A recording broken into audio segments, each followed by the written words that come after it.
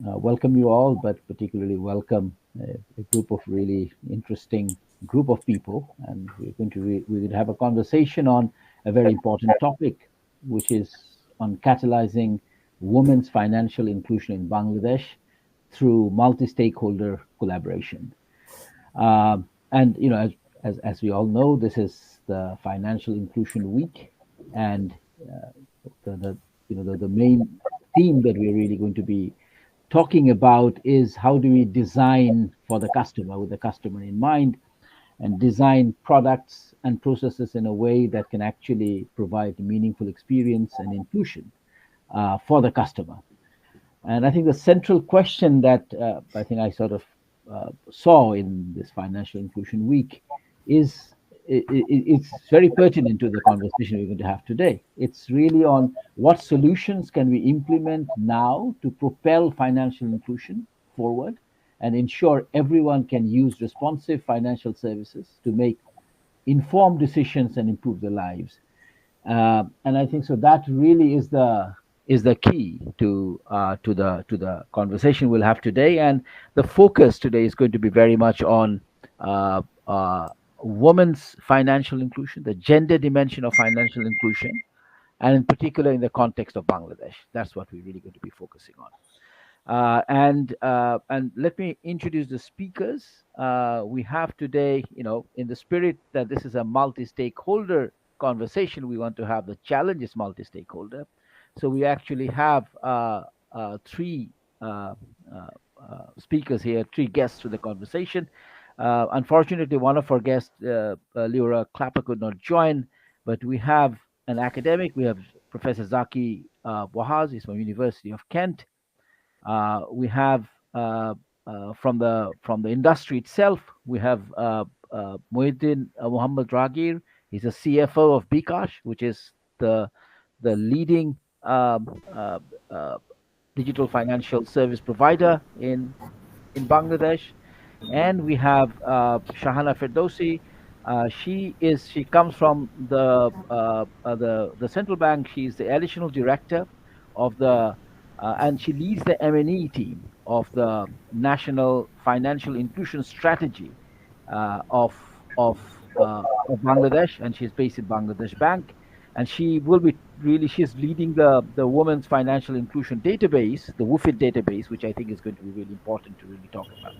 So we have people from from the provider side, from the academic side, from the research side, knowledge side, and from the regulator side, and from the sort of government public sector side.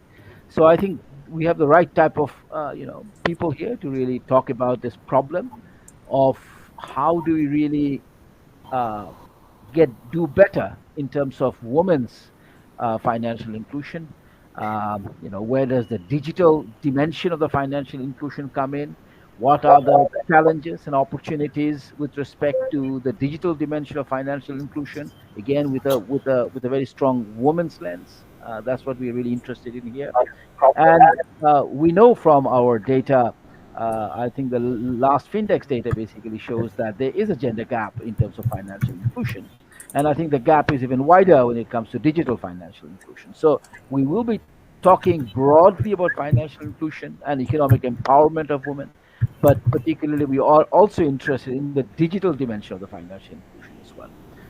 So from that, with that, I'd like to basically start off the conversation.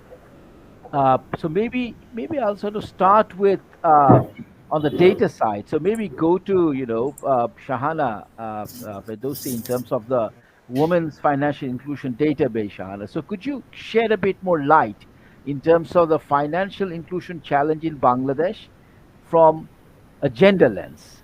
If you could maybe start off with that, and maybe you have about 2 to 3 minutes to really provide your perspective on that.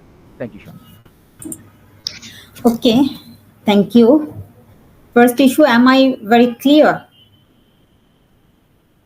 Well, you are Am clear. I clear? Yes, I can hear you well, but I think yeah, I have not been very clear from my microphone. But yes, I can hear you very well. Please go ahead. Okay, I think that's fine.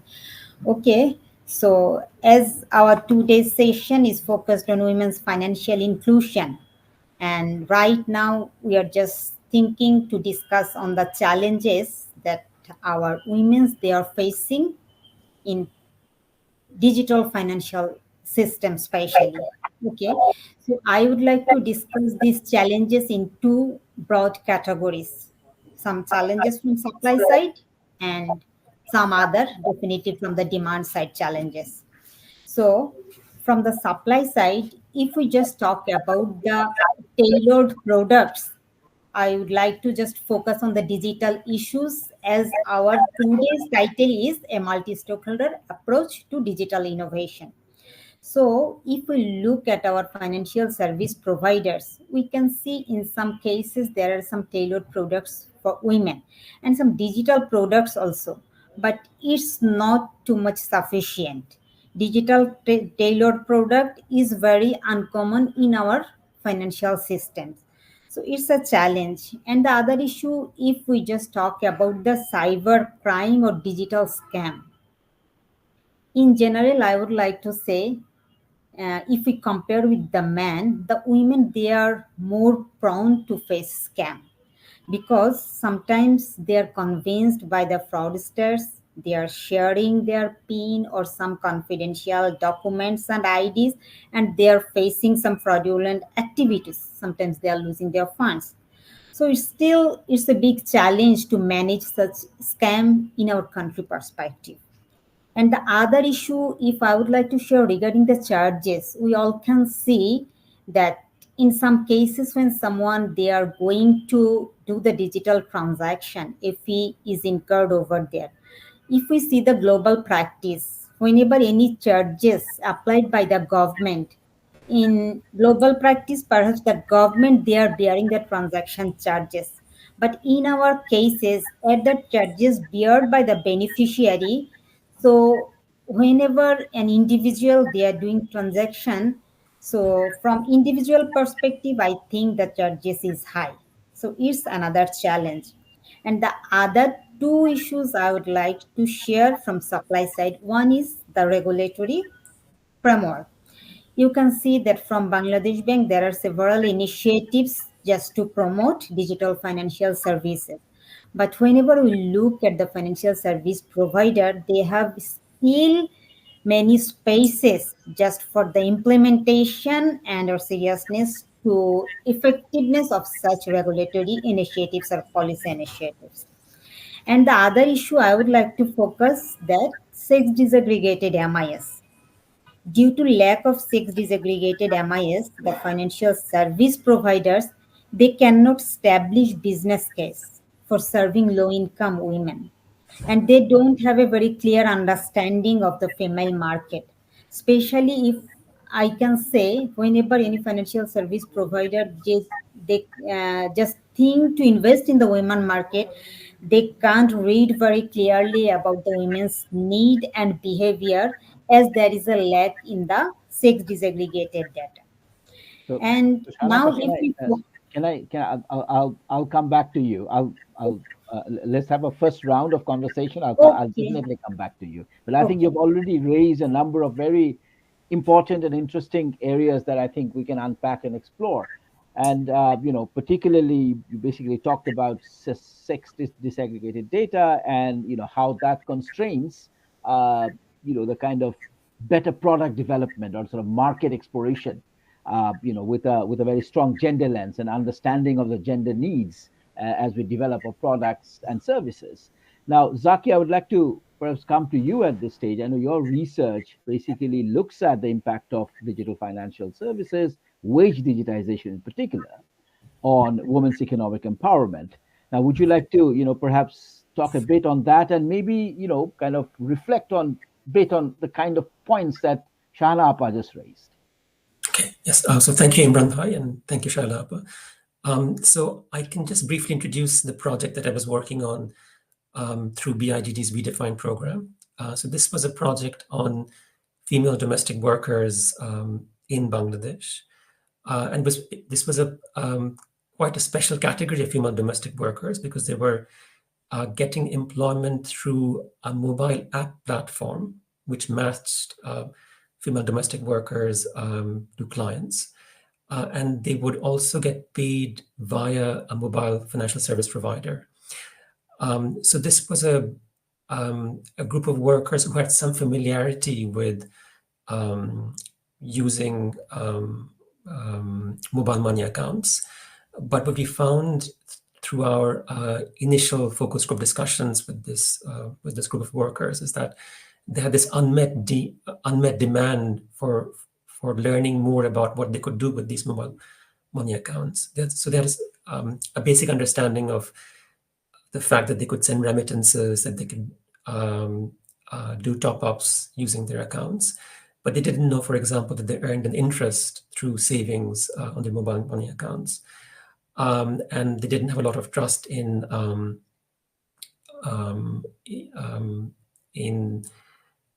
intermediaries providing these services.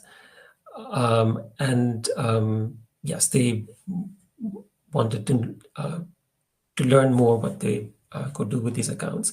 And so the project was about providing financial training on using mobile financial services to these women.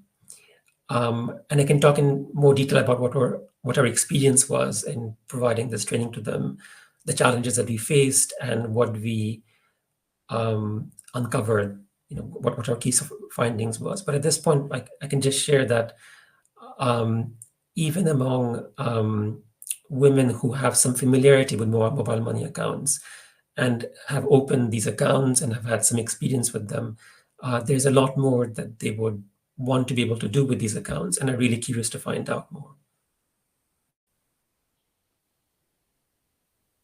Great, thank you.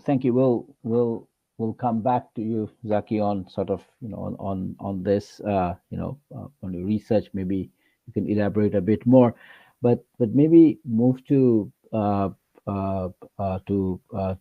colleague from bKash, Moin Bhai. So you've been hearing. I mean, you obviously love to hear your thoughts on the sort of the constraints and the challenge that you see from in terms of gender, financial inclusion, sort of from a gendered lens. But I'm particularly interested in because we have been talking, and I think Shahana raised this whole issue of the gendered vulnerability of digital financial services. There's a gendered nature of this vulnerability with respect to fraud, with respect to privacy, and this goes to the heart of how do you develop products. So I'd love to hear your thoughts in terms of how you're thinking about this.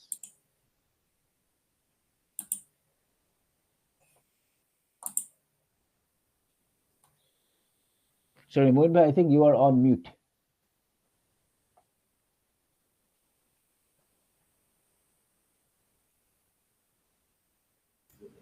Right. Yeah. Good meeting you all. So as things stand today, bKash is about 78 million customers, of which 45% is women. Yeah. So that's the way we look at it, or the way I look at it, is it's far higher than what the ratio of women is in the banking circles. But having said that, I completely agree with what Chanapa just said about the challenges, the charges, the frauds, so on and so forth. I'll try and address that in a brief. First of all, I would like to just highlight that when bKash designs product, the gender aspect is taken into consideration very strongly. Yeah, and I'll give you evidences of that. For example, our biggest largest industry, is the ready-made garment sector, which employs roughly 3.5 to 4 million workers there. And of those, bKash is, on a monthly basis, is giving away wages digitally to about 1 million of them, right? And we do see a change in pattern, that initially the wages used to come into the wallet and boom, goes out as cash out. But that incidence of cash out, we gradually see it decreasing, and then the use cases are they're doing more airtime, they're making payments, they're doing P2P, so on and so forth, which is something which the entire industry would like to see. Yeah, and Now, what Shahana was mentioning is that the charges are high. Yes, the cash out charges are high. That's what she was mentioning about. So what we've done is bKash has we are bearing the cash out charges for these beneficiaries of wages. Yeah. So that to a wage recipient, whether you get it in cash or whether you get it in a digitized format, is the same for her. So she doesn't have to pay anything extra when she's cashing out because she's compensated for that. So that's one thing I would like to highlight to the forum here and to everyone watching. In terms of frauds, in the context of Bangladesh, what we have seen is the social norm and this lack of security makes it difficult for women to visit cash out points and do a cash in or a cash out or register themselves. Keeping that in mind, what we've done is, for example, if a lady has to go cash in at an agent point, which is the most popular use cases of all bKash's portfolio, she has to give in her cash in number because you have to give a mobile number to cash in. Now, what we have done is when she gives her mobile number, the agent takes it down digitally, and then in the statement, it's hashed out. So the number can't be seen, right? Now, so once a number is given in the system, no one can see the entire number. So that kind of provides a layer of security for her that, this number cannot be misused in any way or form. The other area where we've kind of addressed this issue is initially in the early days of bKash, if one had to sign up as a customer, he or she had to visit an agent point and fill out a form, a paper-based KYC form, which no longer is required. You just have to, at the comfort of wherever, at your home, you just have to take a selfie, scan your ID card, and boom, an account is registered like almost in a minute. So a woman can do that in the security of her comfort and get an account signed up and do transactions, whether she wants to sell pickles, breads on Facebook or do an airtime. It's really, so that gives her a lot of freedom to her financial needs and security. The other thing I want to also mention here is savings. bKash has launched savings with collaboration with 4 other financial institutions. 1/3 of the savings that we have generated so far is done by women. Yeah, so there are monthly savings schemes, there are weekly savings schemes, and and the really small ticket savings are being facilitated over bKash through bKash. So that's something. These are a few of the examples that we have really kept the woman aspect in mind while designing these products and features. Great, thank you. Yeah, those sound very interesting. Shahana, I'm coming to you. I mean, you just heard, because I think we all got, kind of triggered by, your initial, points that you basically made with respect to the constraints. Now, having heard, particularly Moin Bhai about, how some of these constraints that I think many came from, your initial remarks, how they're being, addressed through product design, features, and in some cases, trying to reduce the transaction cost in a more targeted way for certain population segment.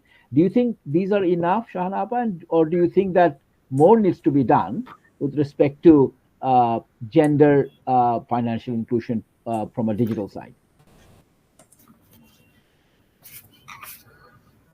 Okay, if I can understand very clearly, do you mean as we discussed some challenges? So, what are the way out we are thinking, as we mentioned, regarding the challenges, or we would like to mention some of the initiatives where we can add more women in the financial sectors and under financial service providers? Which point I will Well, I mean, focus?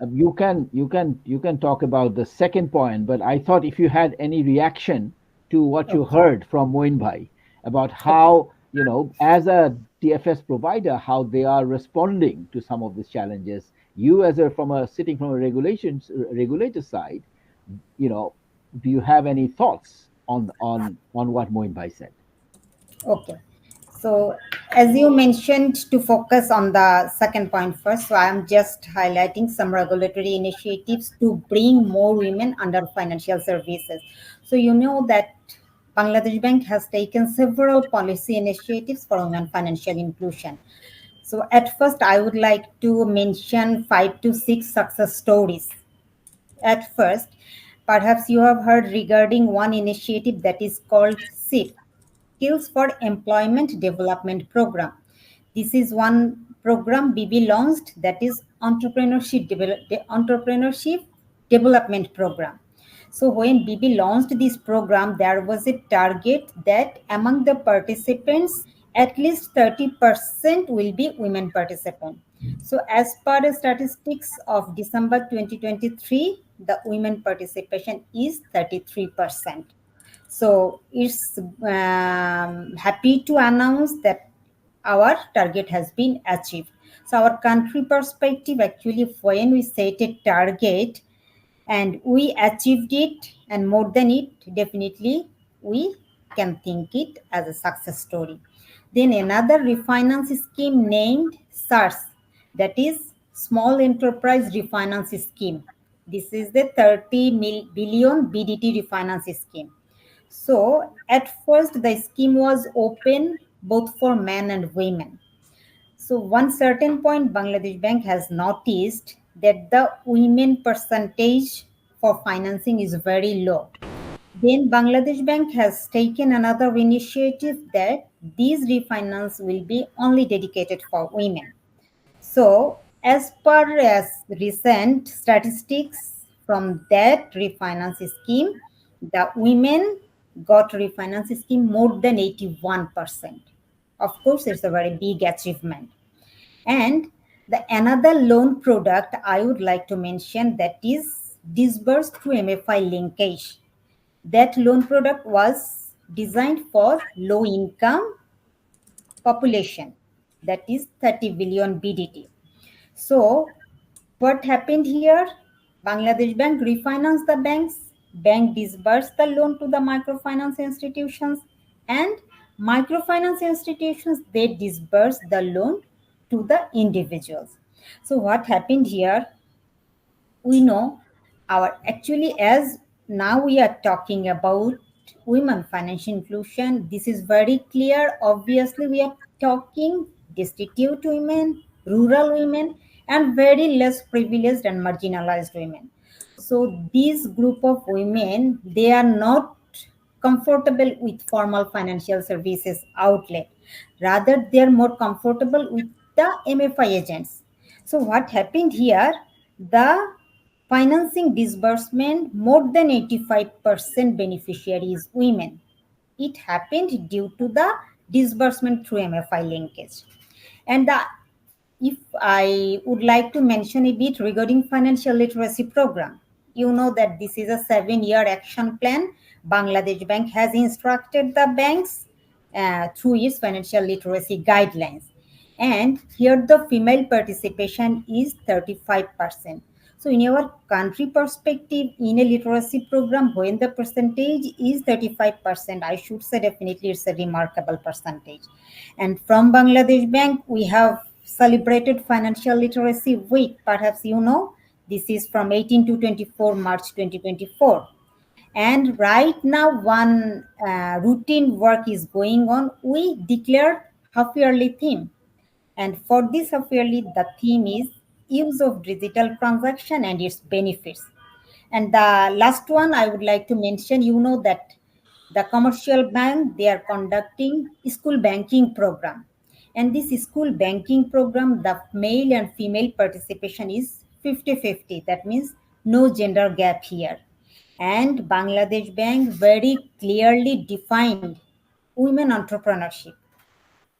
If any enterprise, the women percentage is more than 50%, that enterprise will be treated as an women enterprise. And the last issue I would like to mention, Bangladesh Bank has established Women Entrepreneur Development Unit in its head office. and women entrepreneur dedicated desk in all Bangladesh banks branch offices. Side by side, Bangladesh Bank instructed all the commercial banks to set up Women Entrepreneur Development Unit at its head office and branch offices, Women Entrepreneur Dedicated Desk, just to promote women financial inclusion, develop the entrepreneurs. Okay. And if I have time regarding the challenges we have mentioned, actually, regarding charges, today I have a discussion with our very relevant department and relevant official regarding the charges. So actually, from regulator perspective, from FSP perspective, right now this is just going on. But in future, actually, we can plan to think if it possible from actually very new issues I would like to say. Yesterday I have gone to submit a government fees through online, that is digital transaction, but I can see that for say my amount is 35%, but just to for the payment using my credit card, I have to pay extra 600. So it seems to me, being an, I should say, I am an conscious woman, it seems to me it's more. So definitely there is a space for thinking from the individual level, from FSP level, for government level, central bank level, if there is any space just to minimize the cost. Okay. And some other issues, actually we have the thinking how to end digital scam and fraudulent activities. Earlier perhaps the awareness is a major gap. Being an individual, not only women, men, they are also not so conscious, but I think nowadays it's decreasing, and time and again I think the awareness will be more and it will be decreased. Okay, thank you. Great. Thank you. Thank you very much, Shahana. Zaki, if I may come to you, if you want to respond to, perhaps some of the ideas that I think, some of the, innovations that I think Moin Bhai talked about, but I think Shahana raised a number of different types of interventions the government is basically doing. Do you have any, and it's very clear that, the woman's uptake, so the uptake, part seems to be quite good, but, that's only part of the problem. Once you have the uptake, then there are obviously more, questions around its effectiveness and, good impact evaluation is important. So I wonder if you have any thoughts listening to our previous two speakers. Yeah, so thank you, Imran Bhai. So I can start with some of the innovations in the industry that Moin Bhai mentioned before. So Moin Bhai mentioned, for example, the ease of opening bKash accounts today compared to how it had been in the past. And that's something that we can see in our data because for our study group of female domestic workers, we noticed that half of them already had a bKash account at baseline before we had provided them with any training. This was at a point where they were receiving their wages through a different platform. But even then, they had on their own opened bKash accounts, which I think demonstrates that that the innovations which are being introduced is actually making these accounts more accessible to women. We also see significant impact of providing MFS training to savings using formal sources by these women. So these are female domestic workers in Dhaka. And we see a similar effect for other marginalized groups in Bangladesh, who received a similar kind of MFS awareness information in the different projects. So what I can say is that it seems that saving via mobile money accounts is something that we can improve through information campaigns, and that the research that we have done so far shows that this is an area where we can bring about changes. It seems it's harder to bring about changes when it comes to remittances. So we find that most of the women in our study at baseline were using mobile money agents to send remittances and receive remittances, although the provision is there for them to access these services directly. Ultimately, what they do is have a family member do these transactions on their behalf.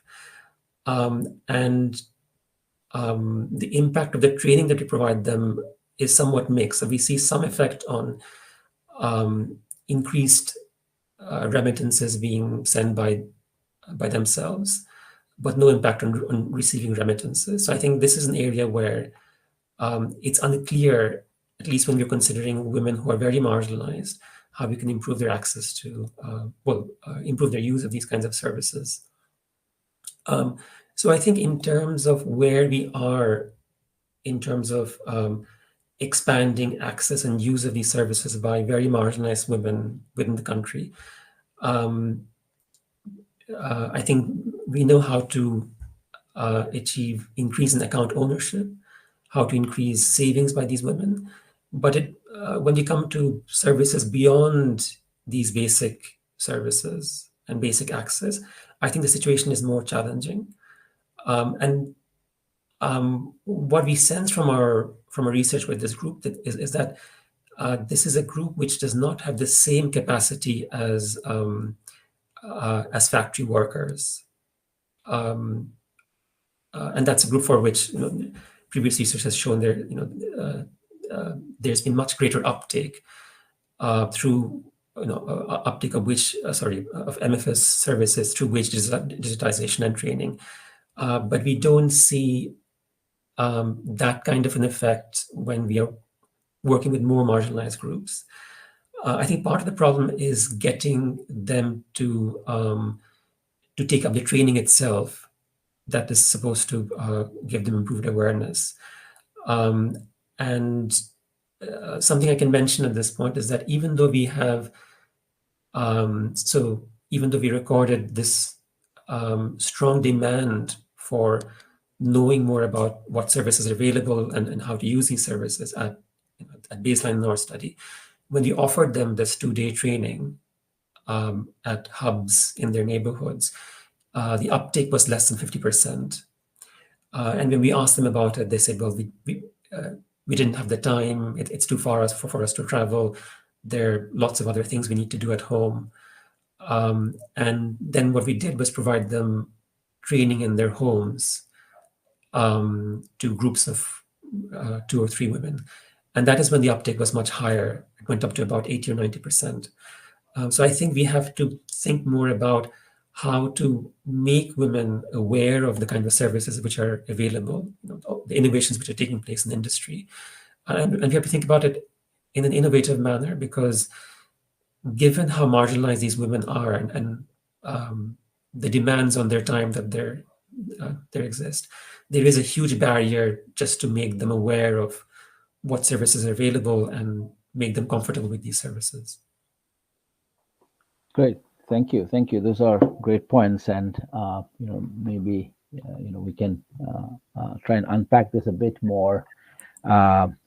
Particularly, I think it'd be great to listen to Moin Bhai on some of the ideas that Zaki just sort of mentioned, and particularly how do we actually move from some of these basic things that we know how to do, like increase account uptake. Maybe saving side, is a huge promise there, and we can do much more here. But slightly more, more sophisticated digital financial inclusion, if you like, for women, and especially poorer women. Do you have any thoughts there? Yeah, thanks. Sorry, but that was quite insightful, and I kind of agree to most of what you said in terms of the trends, but it's all good. I think these trends are changing.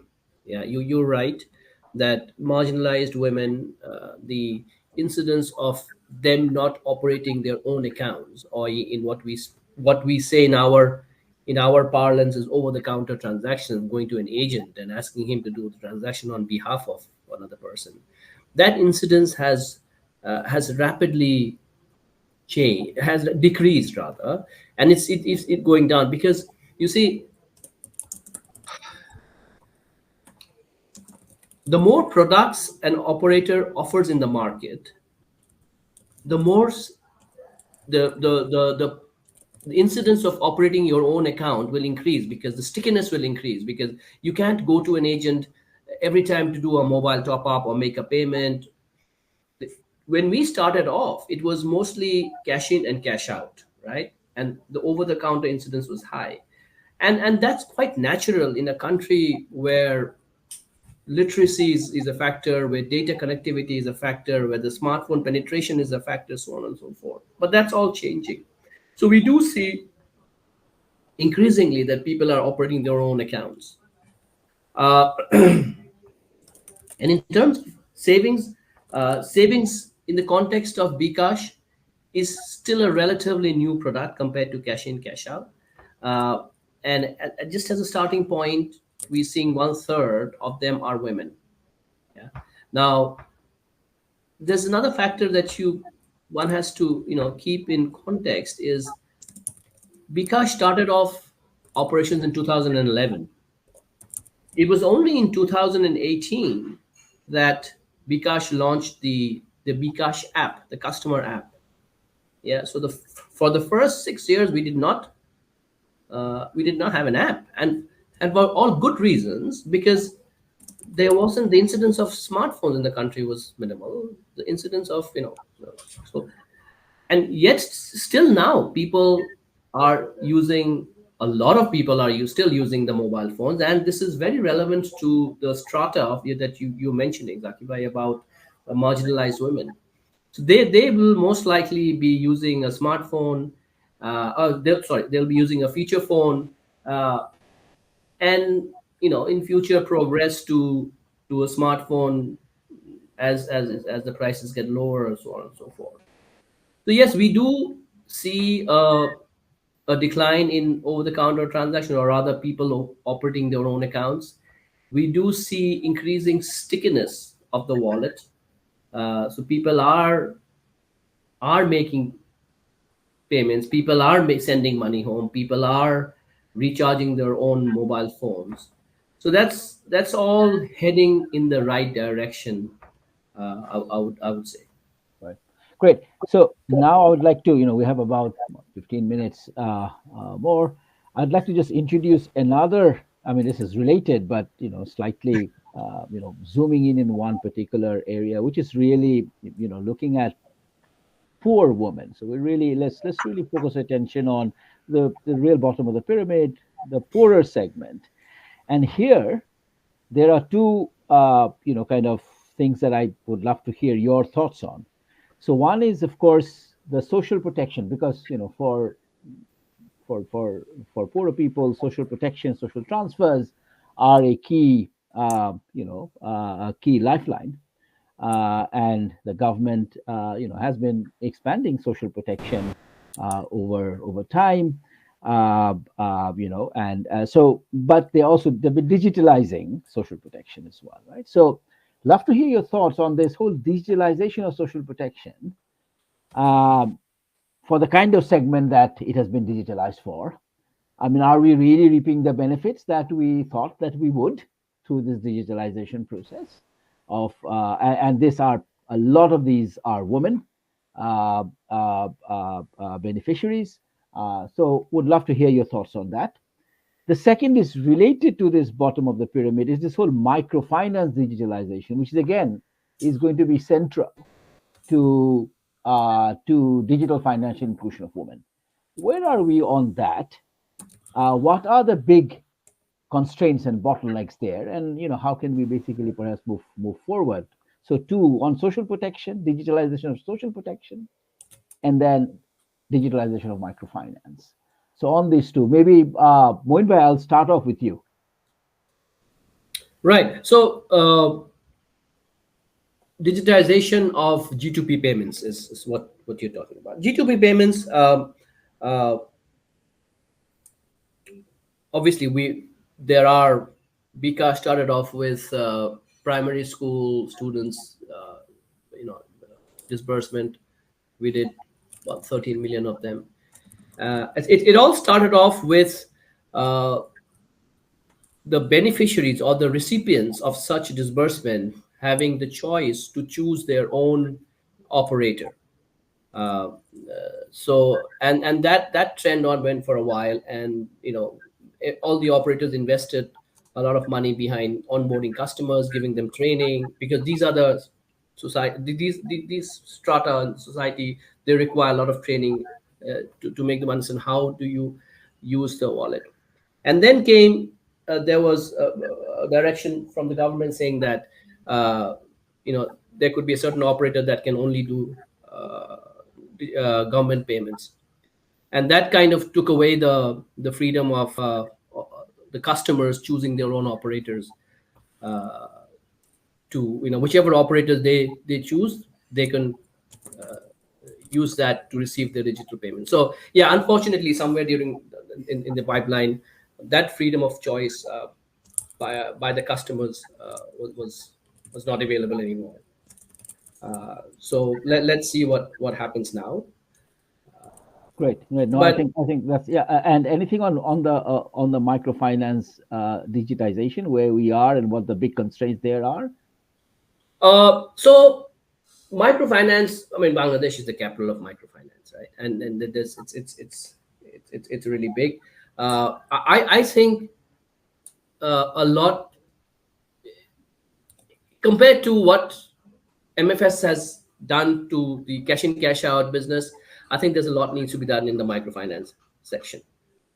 We still nothing significant has yet happened on a large scale as yet. That's all I would say. Great. Maybe let's hear from Shahana on any of those, on G2P payment and on microfinance digitization. As a regulator, of course, Bangladesh Bank would have very important role to play in both of those areas. Any thoughts, any insights on those two challenges? Yeah, very quickly. First issue, perhaps Moin Bhai covered. I would like to just add with him. Actually, now our social safety net program, we all know, that means government 2% payment. Actually, it's digitized. No cash payment is there. So financing is through microfinance institution, mobile financial service providers. That is one issue.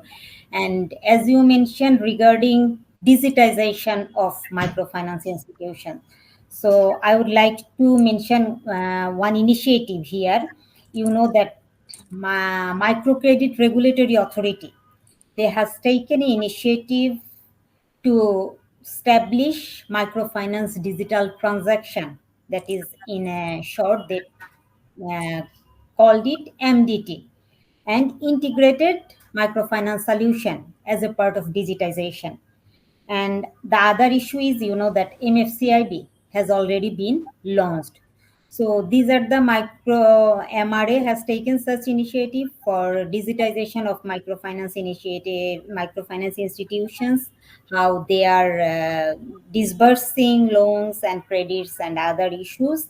And the other issue is actually Bangladesh Bank also channeled some refinance funds. It is 300 billion BDT for low-income professional farmers, small traders. This is through bank and MFI linkage. So I think this from my side regarding digitization of microfinance institutions. Great. Thank you. But Shahana, has there been, because there was a policy change, a few years back around G2P payment that basically reduced the choice of end beneficiaries, recipients. What's the thinking now with respect to policy thinking, with respect to that policy change that was done, and what is the thinking right now? Actually, thinking is as you mentioned that 3 years back there was a thinking for policy changing, but right now we have to wait what next initiatives is coming. There are some preliminary level thinking and some discussion and consultation is going on. Okay, great. Thank you very much. Zaki, again, on those two areas, both on G2P payment and digitalization of G2P payment, and also on microfinance, but particularly G2P payment digitalization. There's been a lot of global evidence in terms of how what has been the impact of this, whether it actually improves efficiency or accountability. But my particular kind of question here is, if you do not really address some of the fundamental accountability problems of how these payments, G2P payments, are actually, kind of are happening, the selection and the targeting and all those challenges on that fundamental governance level, just making this, digitizing the G2P payment, does it really help? Does it really improve accountability? Does it really improve situation? What does the global evidence say? Right. So I can speak about this more from a social welfare point of view. What is the impact of digitization of GDP payments for social protection beneficiaries? And I can speak about this primarily from the point of view of having done a study which provides information about how to access these payments for the targeted beneficiaries. So we did a very light touch information campaign to GDP targeted at GDP beneficiaries to raise their awareness about how to access these benefits and the kind of transactions they could do once these payments reach their accounts. And our impression here is that very simple information campaigns conducted on a large scale can be quite effective in improving people's understanding of how they're supposed to access these benefits, what kind of messages they're supposed to look out for to make sure that they're not missing these payments coming in, and the options they have once these payments reach their accounts. And I think the reason why light touch interventions can be very effective here, because they know, so the GDP beneficiaries know that they're supposed to receive these payments. They just don't know, there might be some confusion about what they're supposed to do or what kind of messages that they're supposed to wait for. They might know it's something to do with messages that they receive on their feature phones, but they don't have a very good understanding of what mobile money accounts are, what is the infrastructure which is behind these payments. And so I think this is an area where the government could improve effectiveness just by raising awareness among beneficiaries, because then they can be more proactive in making sure that they're receiving these payments. Yeah, so that's all I can say really from the point of view of efficiency, but I think accountability can be improved via information campaigns. So on the question of digitization of microfinance, and this again is not an area that I've done a lot of work in, but my impression is that that there's been a lot more that has been done in Africa compared to the current status in Bangladesh in terms of providing micro loans through mobile money accounts. And I think, to me, it seems like an area where there can be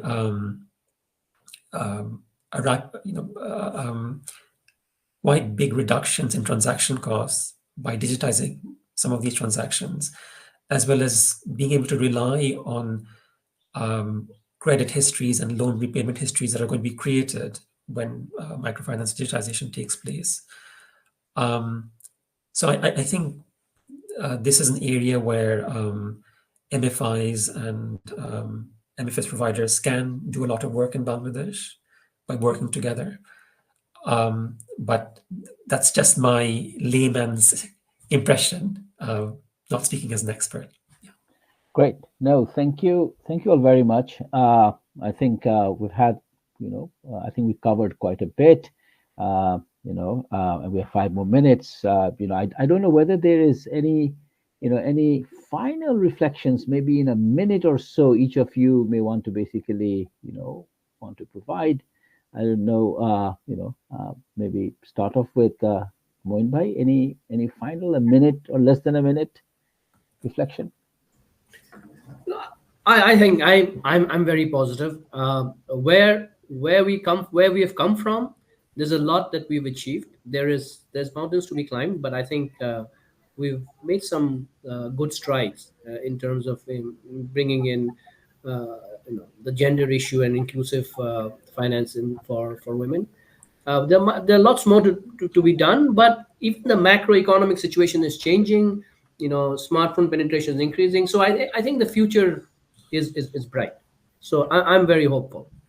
Great, great. And Shahana Appa, I think, had to leave, so I think we'll basically leave it there. And Zaki, do you have any final kind of overarching thoughts on this whole challenge of women's financial inclusion in Bangladesh? So yes, so I would echo what Moin Bhai said, that I think in terms of financial service provision through mobile money and MFS and more generally, we're on quite a positive trajectory. As a researcher, I always focus on individuals who are at the bottom of the pyramid, who are the most marginalized groups, and who are perhaps just at the cusp of being able to take advantage of these services or not. And from that perspective, my view and that of other researchers would always be more shaded, more nuanced. But I think we see that there's a lot of potential in this area with technological improvements and access to technology among the marginalized groups. And I think this is definitely an area where the government, industry, and researchers can work together and develop new innovations and look at what works best. And I'm sure that's going to be very beneficial for everyone involved. Great. Shahana Appa, any final thoughts from you on the big challenge that we have been talking about, women's financial inclusion in Bangladesh?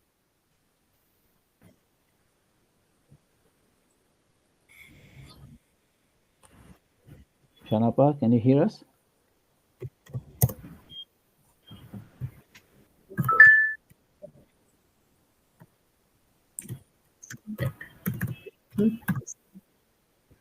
Well, I don't know whether she can hear us. Saying it's a technical issue. Yeah. Sorry, Imran Bhai, perhaps due to technical issue, That's fine. So any final thoughts, Shahana Appa, any final 1 minute, less than a minute, because we have just a minute left. Final thought, actually, within 1 minute from our side, I would like to mention very clearly, as we are working with the national strategy paper for financial inclusion. So there is a very specific target in Goal 5, as in the SDG Goal 5, that is gender equality. In our NFIS Goal 5, that is also women financial inclusion related initiative. So that is very clearly mentioned over there, that each and every financial sector regulator, they have to take special strategy or policy or undertake any special program just to promote women financial inclusion, special focus on digital financial services. So there are some issues and so many things the financial sector regulator, they have to work with. Great. Thank you very much, and thanks to everyone. I won't try and summarize, I think very rich discussion we have had, but my hope is we'll also create new networks here, and particularly Zaki, I don't know whether you knew Shahana Appa before, or I think it'd be really good because I think we sort of heard about a number of very interesting interventions that the government is basically have been doing and are very serious about women's financial inclusion as a part of the overall financial inclusion strategy. So it will be really good if we can start figuring out how we can, collaborate. Really, that is the whole spirit of this conversation that we have been having. And clearly, there are structural and regulatory challenges, but I think we're in the right direction in terms of addressing some of those regulatory challenges. I think there is a lot of push towards the private sector to sort of get into more reasonable tariff system and how to reduce transaction costs. I think there's quite a bit of push there, and I hope that will happen. And at the same time, I think on the other hand, I think we need the good, right type of competitive regulatory environment so that the private operators can actually compete and actually provide a more competitive environment to the customers, particularly the poorest. I think that's really important. So I think there is that dynamic that we need to really work on. And from evidence side, what we are seeing is that actually a lot of soft touch interventions can actually be hugely impactful. So that I think is also very, very important, right? I mean, how do we layer more soft touch intervention on the work that we are already doing, which can have an accelerated impact, right? Information campaign, how do we design this information campaign in a more innovative way that can be scaled? I think these have huge impact if they are layered onto good interventions that we're already doing. So I think, yes, as all of you said, I think the sort of the journey for Bangladesh is positive, is in the right direction, and I think we also know how we can actually kind of accelerate this. I think it just requires us to be way more collaborative and talk to each other more and exchange ideas. And I think in the current Bangladesh context, that's what we really are looking forward to. More collaboration, more exchange of ideas and opinions to be able to move forward to sort of build a better Bangladesh. So with that, I thank you all very much and conclude this session. Thank you. Thank you. Thank you Thank so you very much. much.